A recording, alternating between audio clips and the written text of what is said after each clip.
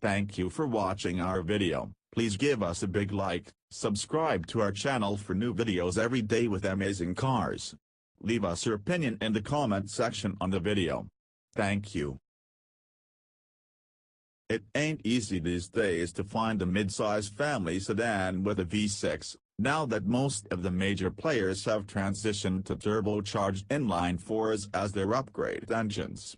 As a reminder that the aging Volkswagen Passat still plays the no replacement for displacement game with its optional 3.6-liter V6, its maker has added to the lineup a sportiest GT trim level.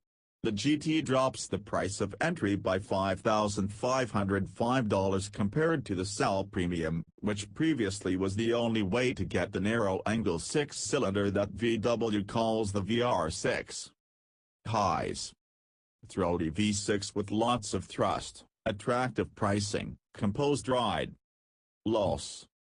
Needs better rubber, lackluster steering, still a wallflower. At $29,995, the Passat GT also gains entry to another exclusive club, being one of just a few new cars with a six-cylinder engine for less than $30,000.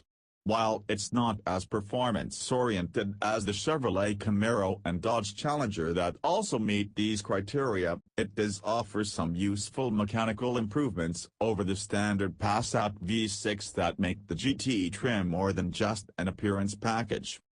Style and a little bit of substance. For one, VW has lowered the suspension by 0.6 inch. Giving the Passat GT a slightly meaner stance as it sits on its 19-inch Tornado design wheels. Engineers in Chattanooga, Tennessee, where the GT trim was conceived and developed, also retuned the dampers and springs for more roll stiffness and added a sportier exhaust to let the V6 sing its song more clearly. And, of course, there are the requisite visual tweaks, chief among them a black painted roof, GTI-inspired red trim around the grille, and faux carbon fiber trim and contrast stitching to spruce up the outdated but solidly built cabin. This slightly sharper Passat blends into the background less than its siblings, but we still wouldn't call it a looker. This design has been around since 2011, and it wasn't terribly exciting even then. More tire needed. The Passat GT's driving experience also is influenced by what it lacks, however, most prominently in the tire department. With the same all-season rubber as other Passat models such as the four-cylinder R-Line, the punchy V6 model easily overwhelms the front tires, and we found ourselves constantly chirping away from a stop, even under moderate throttle applications. What's the use of 280 raucous horsepower, and a distinctive, burbly sound from the V6 to boot, if the footwear can't put them to good use?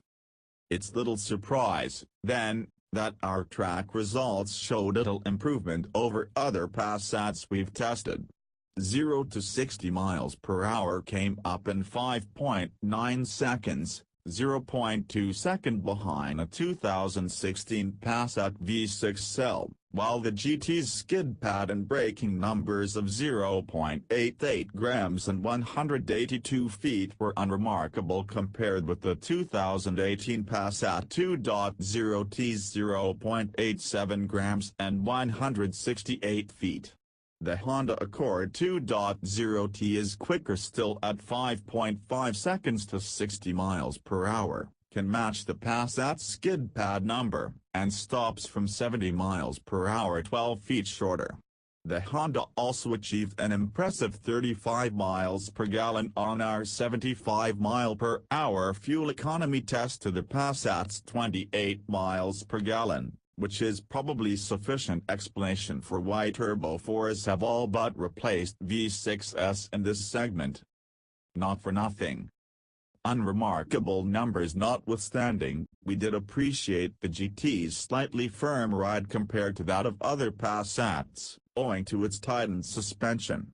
The 6-speed dual-clutch automatic transmission also does a good job keeping the engine in its power band, with lightning quick shifts and even fairly aggressive downshifts in S mode.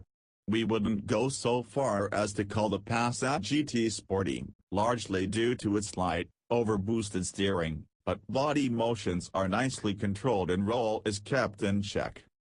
Those expecting the GT nameplate to denote some sort of enthusiast special will be disappointed in this Passat, and shouldn't ask for a manual transmission, because it isn't happening.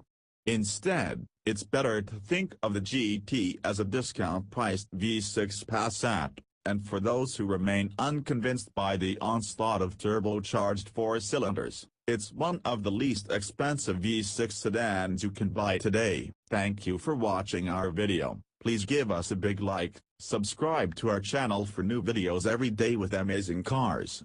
Leave us your opinion in the comment section on the video. Thank you.